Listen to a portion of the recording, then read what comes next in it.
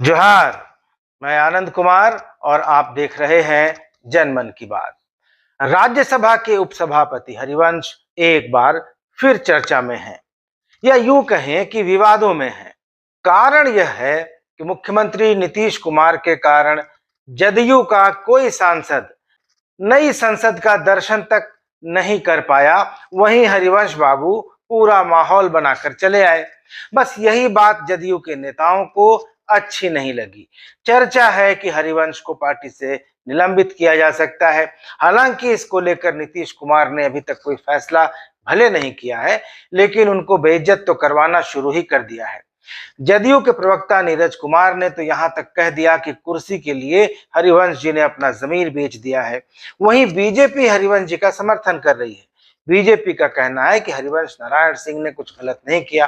वे राज्यसभा के उपसभापति की हैसियत से कार्यक्रम में शामिल हुए और उन्होंने वही काम किया जो पहले लोकसभा अध्यक्ष रहते सोमनाथ चटर्जी ने किया था। तो जदयू के नेताओं की इस तरह की बयानबाजी से साफ है कि हरिवंश जी का जनता दल यूनाइटेड के साथ सफर खत्म होने वाला है।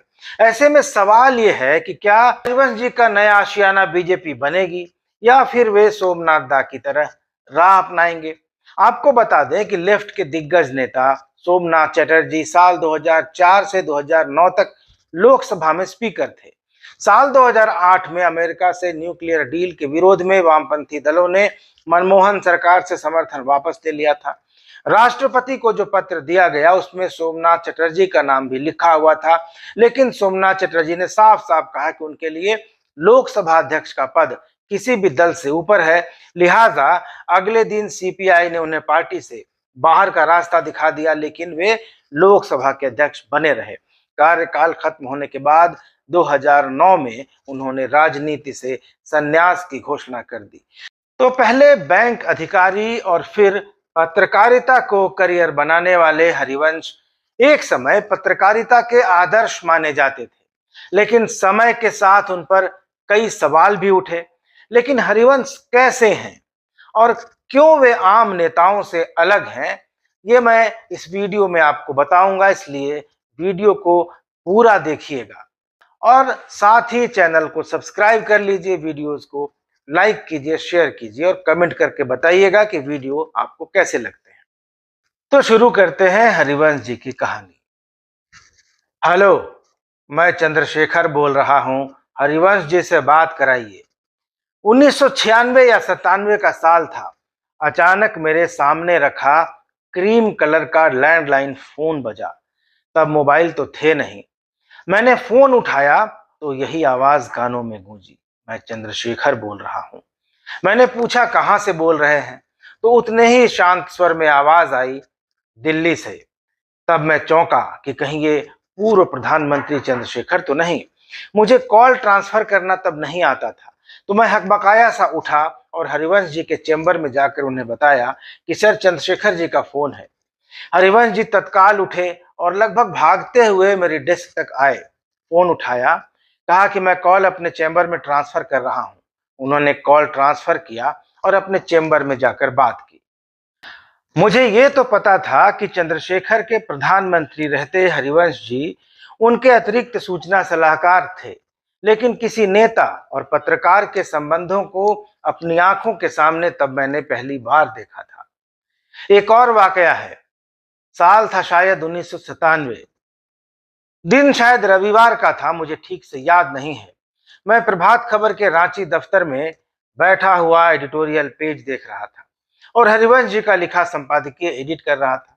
वैसे तो एडिटोरियल पेज श्रीनिवास जी देखते थे, बहुत सीनियर व्यक्ति हैं, लेकिन रविवार को उनका साप्ताहिक अवकाश होता था और उस दिन एडिट पेज देखने की जिम्मेवारी मुझे दी गई थी। एक मौके पर संपादकीय काफी लंबा हो गया था। मैंने हरिवंश जी से कहा कि सर, इसे कम से कम 15 लाइन छोटा करना पड़ेगा, आप कर दीजिए। तो उन्होंने कहा कि मैं कुछ जरूरी काम कर रहा हूं, तुम इसे एडिट कर लो। मेरे हाथ पांव फूल गए। हरिवंश जी के लिखे को मैं कैसे काटूं? नौसिखिया पत्रकार, कहां से काटूंगा, कैसे काटूंगा, और वह भी एक आध लाइन नहीं बल्कि पूरे 15 वाक्य। खैर, मैंने डरते डरते जैसे तैसे संपादकीय छोटा किया।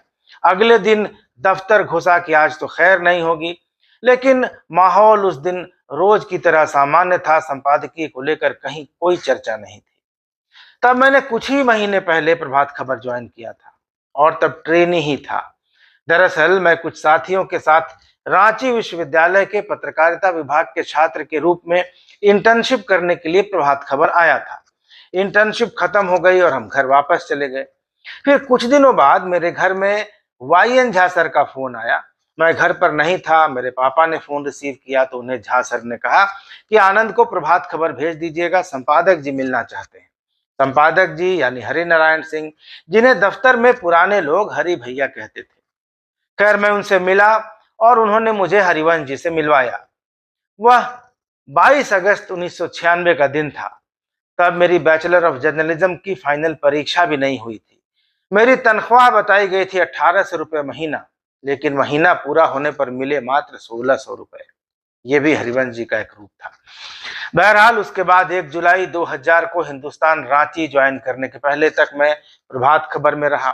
हरिवंश जी के व्यक्तित्व के कई पहलुओं को मैंने देखा, मगर हरिवंश जी जैसा संपादक ही ऐसा काम कर सकता है कि एक ट्रेनी को अपना लिखा संपादकीय एडिट करने की आंख मूंद कर इजाजत दे दे। इसके बाद तो कई वाकई हुए, चाहे वो 1998 में गैर संपादकीय कर्मियों की हड़ताल हो या प्रभात खबर के लगभग बिकने की स्थिति में आ जाने की हालत, जिसे उन्होंने अपनी सूझबूझ और प्रबंधकीय कौशल से टाल दिया था। बाद में वे नीतीश कुमार के करीब आए, अपने अखबार में उनको चंद्रगुप्त मौर्य तक बताया। फिर राज्यसभा में गए और उपसभापति भी बने। फिर दूसरी बार भी निर्वाचित होकर वे उपसभापति बने हैं। हरिवंश जी बेहद पढ़ाकू हैं, बेबाक हैं, अपने कन्विक्शन पर डटे रहते हैं, सौम्य हैं, मिलनसार हैं, अच्छे होस्ट हैं और गांधीवादी दर्शन में उनकी गहरी रुचि है। वैसे तो कई पत्रकार रहे हैं जिन्होंने राजनीति में जाने के लिए जर्नलिज्म को माध्यम बनाया और फिर खांटी नेता बन गए, लेकिन हरिवंश जी ऐसे नहीं हैं। ऐसे होते तो 2020 में कृषि बिल को लेकर राज्यसभा में अपना अपमान करने पर निलंबित होकर धरना पर बैठे सांसदों के लिए सुबह सुबह खुद अपने हाथों चाय लेकर नहीं पहुंचते और न ही उनकी आत्मशुद्धि के लिए खुद उपवास रखने का ऐलान करते। ये उनके व्यक्तित्व का एक गांधीवादी पहलू है। 2020 में bbc.com में पत्रकार रवि प्रकाश ने लिखा था कि वह 21वीं सदी के पहले के दशक का कोई साल था। झारखंड के प्रतिष्ठित हिंदी अखबार प्रभात खबर ने अपने सभी संस्करणों में एक आचार संहिता छापी। उसमें कई दूसरी बातों के साथ साथ यह उल्लेख भी था कि हमारे पत्रकार कोई गिफ्ट नहीं लेंगे। हाँ, नए साल की शुरुआत और कुछ दूसरे विशेष अवसरों पर डायरी या कलम जैसी चीजें लेने पर छूट थी। वह आचार संहिता अखबार के तत्कालीन प्रधान संपादक हरिवंश ने तैयार कराई थी। उन्होंने ही उसे प्रकाशित करने का आदेश दिया था। रवि लिखते हैं कि तब मैं प्रभात खबर के देवघर संस्करण का स्थानीय संपादक हुआ करता था। हमने वह कतरन नोटिस बोर्ड पर टंगवा दी ताकि हमारे साथियों को हर वक्त इसका भान रहे। वे अपनी आचार संहिता का पालन करते हुए समाज के समक्ष आदर्श पत्रकारिता का उदाहरण पेश करें। उस पर किसी ने कोई आपत्ति भी नहीं की थी। कुछ साल बाद प्रभात खबर के रांची संस्करण के स्थानीय संपादक बैजनाथ मिश्र झारखंड के नवगठित सूचना आयोग के आयुक्त बना दिए गए। कानाफूसी शुरू हुई कि यह तो आचार संहिता का उल्लंघन है, अब हरिवंश उन्हें कोई जगह नहीं देंगे, लेकिन हरिवंश जी ने उन्हें कुछ नहीं कहा। प्रभात खबर के दफ्तर में वे जिस केबिन में बैठते थे वह केबिन उन्हीं के लिए आरक्षित रखी। वे सूचना आयुक्त होते हुए भी प्रभात खबर के दफ्तर आते रहे, वहां बैठते रहे और अपने हिसाब से संपादकीय निर्देश भी देते रहे।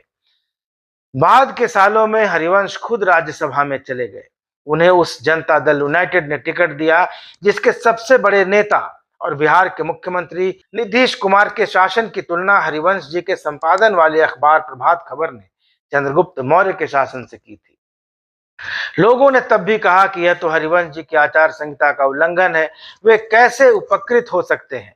लेकिन हरिवंश जी राज्यसभा सांसद बनने के बाद भी प्रभात खबर के संपादकीय को नियंत्रित करते रहे, दफ्तर आकर बैठते रहे। पहली बार सांसद बनते समय उन्होंने अपने अखबार में लंबा लेख लिखा। यह बताया कि उन्होंने किस तरह से मेहनत करके पैसे कमाए हैं। तब उन्होंने जो संपत्ति करोड़ों में घोषित की थी, 5 साल बाद दोबारा चुनाव लड़ते समय दिए गए चुनाव आयोग के शपथ पत्र के मुताबिक वही संपत्ति लगभग 4 गुनी हो चुकी थी। राज्यसभा में लोग उन्हें हरिवंश नारायण सिंह के नाम से जानते हैं। उनकी छवि ईमानदार राजनेता और संवेदनशील पत्रकार की रही है। हालांकि 20 सितंबर 2020 को कृषि विधेयकों पर चर्चा के दौरान जिस तरीके से उन्होंने राज्यसभा की कार्रवाई चलाई थी, उसे लेकर उनकी काफी आलोचना भी हुई। तो अब बात करते हैं उस हरिवंश की, जिनका नाम हिंदी पत्रकारिता में बड़े अदब और शान के साथ लिया जाता रहा है। उन्होंने कभी फालतू बातें नहीं की, न केवल अपनी पत्रकारिता का लोहा मनवाया, बल्कि अपने व्यवहार में भी वे दूसरों से काफी अलग रहे, ईमानदार रहे, मजबूत रहे। वे हमारे सामान्य ज्ञान के इकलौते वैसे संपादक रहे जिनसे मिलने के लिए प्रबंधन के लोगों को भी इंतजार करना पड़े। वे हमेशा जनता के मुद्दों के साथ खड़े रहे। उन्होंने एक ऐसा आवरण तैयार कर लिया जिसमें लोग उन्हें महान पत्रकार के तौर पर देखें। शायद उनका यही आवरण राज्यसभा में उनके आचरण पर सवाल खड़े करवा रहा है। 66 साल के हरिवंश ने बैंक में भी नौकरी की। दक्षिण भारत के खूबसूरत शहर में बैंक अधिकारी की वह नौकरी उन्हें रास नहीं आई और वे पत्रकारिता में वापस आ गए। उन्होंने अपने जमाने के मशहूर संपादक धर्मवीर भारती के साथ धर्मयुग में काम किया। तब वे बंबई या के मुंबई में शिफ्ट हो गए। पत्रकारिता का वह उनका पहला बड़ा असाइनमेंट था। उन्होंने मन से पत्रकारिता की अपनी पहचान बनाई। बाद के सालों में वे कोलकाता आ गए और उन्हें फिर से बड़ा मौका मिला और उन्होंने चर्चित पत्रकार सुरेंद्र प्रताप यानी एसपी सिंह के संपादन में निकलने वाली हिंदी पत्रिका रविवार के लिए काम करना शुरू कर दिया। वे इस पत्रिका के असिस्टेंट एडिटर भी रहे। इस दौरान उनके लिखे कई लेख और उनकी रिपोर्टिंग काफी चर्चित रही। ऐसी ही एक रिपोर्ट थी जेपी का गांव मेरा गांव। हरिवंश सिताब दियारा के रहने वाले हैं। उस रिपोर्ट में उन्होंने उन्हीं बातों का जिक्र किया, अपने गांव और जयप्रकाश नारायण के बारे में लिखा। तब युवा तुर्क के नाम से चर्चित और बाद में भारत के प्रधानमंत्री बने चंद्रशेखर की भी जेपी के प्रति अगाध श्रद्धा थी। सिताब दियारा का कुछ इलाका बिहार के सारण जिले का हिस्सा था, तो कुछ उत्तर प्रदेश के बलिया जिले का था। चंद्रशेखर भी बलिया जिले के इब्राहिमपट्टी गांव के रहने वाले थे। ये सब संयोग जुड़ते चले गए। हरिवंश और चंद्रशेखर इन इत्तेफाकों के कारण एक दूसरे के नजदीक होते चले गए। बाद के दिनों में रविवार पत्रिका बंद हो गई।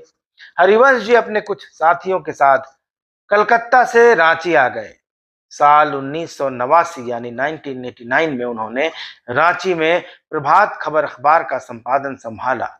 यह चुनौती भरा निर्णय था, क्योंकि प्रभात खबर तब मुश्किल से 400 कॉपीज बिकने वाला अखबार हुआ करता था। उसका मालिकाना कांग्रेस के नेता रहे, राज्यसभा सांसद रहे ज्ञान रंजन के पास था, जो बाद में उषा मार्टिन को ट्रांसफर हुआ। हरिवंश जी ने अपनी मेहनत और प्रबंधकीय क्षमता से इस मृत प्राय अखबार को दक्षिण बिहार, जो अब झारखंड बन चुका है, वहां का सबसे अधिक पढ़ा जाने वाला अखबार बना दिया। इस बीच एक वक्त ऐसा आया जब केंद्र में विश्वनाथ प्रताप सिंह की सरकार के पतन के बाद कांग्रेस के समर्थन से चंद्रशेखर ने सरकार बना ली। वे प्रधानमंत्री बन गए। तब उन्हें एक प्रेस सलाहकार की जरूरत थी। हरिवंश तलब किए गए। प्रभात खबर के प्रबंधन ने हरिवंश को वह पद संभालने के लिए विशेष छुट्टी दी। वे दिल्ली चले गए और प्रधानमंत्री कार्यालय में अतिरिक्त सूचना सलाहकार नियुक्त कर दिए गए। बाद के दिनों में चंद्रशेखर रांची आकर प्रभात खबर के दफ्तर भी गए। उस अखबार के कार्यालय में किसी प्रधानमंत्री के आने की वह पहली और अब तक के हिसाब से आखिरी घटना है। चंद्रशेखर की सरकार के पतन के बाद हरिवंश दोबारा रांची आ गए और प्रभात खबर की संपादकीय संभाल ली। तो साफ है कि पत्रकारों की आचार संहिता बनाने वाले हरिवंश को लाभ का पहला पद यानी अतिरिक्त सूचना सलाहकार प्रधानमंत्री कार्यालय में संपादक रहते हुए मिला था। राज्यसभा पहुंचने की कहानी भी सबको पता है कि उन्होंने नीतीश कुमार का प्रस्ताव संपादक रहते ही कबूल किया था, स्वीकार किया था। तो फिर हरिवंश बाकी लोगों से अलग कैसे हैं? तो इस पर रवि एक किस्सा सुनाते हैं। किस्सा इस तरह का है कि उनके इकलौते बेटे की शादी थी। उन्होंने प्रभात खबर के कर्मचारियों को चिट्ठी लिखी, लिखा कि सभी लोग मेरे परिवार का हिस्सा हैं, लेकिन सिर्फ इस रिसेप्शन के लिए आप रांची ना आए। अगर किसी वजह से रांची में हैं और शादी में शामिल होना चाहते हैं तो कृपया कोई उपहार लेकर ना आए। रवि बताते हैं कि उस रिसेप्शन में हम लोग खाली हाथ गए। मंच पर उनकी बहू बेटे ने अभिवादन किया तो हमारे पास कोई गिफ्ट नहीं था, थोड़ा खराब लगा, खाली हाथ गए, खाए और वापस आ गए। उनकी इस चिट्ठी की चर्चा काफी समय तक हुई। हालांकि उसी शादी में कई राजनेता, सिविल सर्वेंट और व्यापारी भी शामिल हुए थे। साल 2006-7 के दौरान एक वक्त प्रभात खबर अखबार के बिकने की स्थिति बन गई। तब संपादकीय के वरिष्ठतम लोगों की बैठक में हरिवंश जी ने बताया कि उन्होंने पहली बार फ्रिज खरीदने के लिए कैसे अपने सैलरी स्लिप गिरवी रखी थी और किस्तों पर फ्रिज खरीदा था। हरिवंश ने संपादक रहते हुए भी किसी से अपनी फाइलें तक नहीं उठवाई और किसी का एक पैसा बकाया नहीं रखा। ऐसे कई उदाहरण हैं जब उन्होंने लोगों को पैसों से मदद की और उनसे वापस भी नहीं लिया। बहुत साल तक उनके घर में कोई नौकरानी भी काम नहीं करती थी। जीवन उनका हमेशा सादगी से भरा रहा। पहली बार राज्यसभा का उपसभापति बनने के बाद वे रांची लिटरेरी फेस्टिवल में महात्मा गांधी पर बोलने आए थे। बिना किसी तामझाम के, सादे कपड़ों में और बिना किसी बॉडीगार्ड के उन्होंने अपना भाषण दिया। उनकी यही बातें आकर्षित करती रही हैं। रांची के ऑड्रे हाउस में उन्होंने उस फेस्टिवल में अपने वक्तव्य में कहा था कि एनरॉन जैसी कंपनी इसलिए दिवालिया हो गई क्योंकि उसके कर्मचारियों के पास मोरल वैल्यूज यानी नैतिक आदर्श नहीं थे, इसलिए गांधी और उनके विचार जरूरी हैं। तो जाहिर है हरिवंश अपने कन्विक्शन पर कायम रहते हैं। उन्हें जो सही लगता है वही करते हैं, चाहे दूसरों को वह सही लगता हो या गलत। यही कारण है कि वह कभी नीतीश कुमार के शासनकाल की तुलना चंद्रगुप्त मौर्य के शासनकाल से करते हैं, तो कभी 20 सितंबर 2020 को एग्रीकल्चर बिल पर चर्चा के दौरान अपने तरीके से राज्यसभा की कार्रवाई चलाते हैं और कभी अपनी पार्टी जेडीयू के बीजेपी से नाता तोड़ देने के बावजूद राज्यसभा के उपसभापति पद से इस्तीफा नहीं देते और अब पार्टी की मनाही को दरकिनार कर नए संसद भवन के उद्घाटन समारोह में शामिल भी होते हैं और वहां राष्ट्रपति और उपराष्ट्रपति का संदेश भी पढ़ते हैं, बिना इसकी परवाह किए कि इसका अंजाम क्या होगा। तो लोग अब पूछ रहे हैं कि हरिवंश बाबू क्या बीजेपी ज्वाइन करेंगे? तो इस सवाल का जवाब फिलहाल तो भविष्य के गर्भ में छुपा है, लेकिन पीएम मोदी के साथ उनके रिश्ते काफी अच्छे बताए जाते हैं और यही वजह है कि नीतीश कुमार के अलग होने के बाद भी हरिवंश को उनके पद से हटाने की कोशिश नहीं की गई। हरिवंश भी अक्सर मोदी सरकार की तारीफ करते हुए दिखाई दे जाते हैं। नई संसद को लेकर हरिवंश जी के विचार नीतीश कुमार और उनकी पार्टी से बिल्कुल अलग दिखाई दिए। सीएम नीतीश को जहां नया संसद भवन बिल्कुल ही पसंद नहीं आया, वहीं हरिवंश ने इसे लोकतंत्र के लिए गर्व का क्षण बताया। तो अब देखना है कि हरिवंश को लेकर जेडीयू का अगला कदम क्या होता है और हरिवंश उसके बाद किशोर रुख करते हैं।